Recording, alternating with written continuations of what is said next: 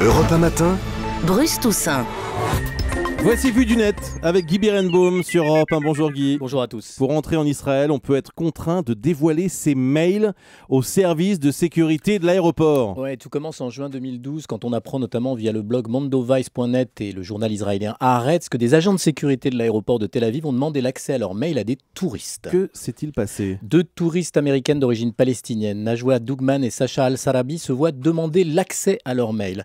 Pour les agents du Shin Bet, la sécurité, refuser, c'est avoir quelque chose à cacher. L'une des deux touristes ouvre son compte Gmail, l'agent du Shin Bet cherche des mots comme Palestine, Israël, Cisjordanie, mouvement de solidarité internationale. Il lit les mails ou les chats comprenant ces termes.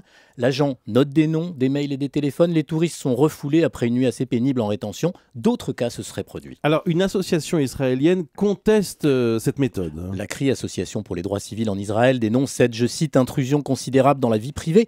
La réponse du procureur général est enfin tombée seulement mercredi. Lire des mails est légal, mais doit être exceptionnel en cas de suspicion.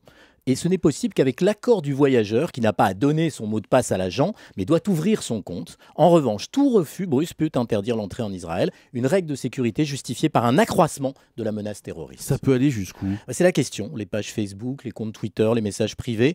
Alors, surtout qu'on peut critiquer la politique israélienne dans des mails ou dans des messages sans présenter de danger pour la sécurité du pays. Alors cette plongée dans des mails me rappelle le grand roman de Milan Kundera, La plaisanterie. Le héros, Ludwig, brillant étudiant communiste tchèque, aime Markéta. Il lui envoie, pour plaisanter, une carte de quelques mots qui, lu au premier degré, fait de lui un ennemi du régime. Il est écarté, lâché par ses amis, jugé, exclu du parti, interdit d'études, envoyé à l'armée dans un corps disciplinaire et à la mine pour une carte. Je reviens à Israël. Le terrorisme est un fléau, mais en démocratie, chacun doit pouvoir garder secret ce qu'il écrit, ce qu'il échange, ce qu'il reçoit. Merci Guy Birenbaum.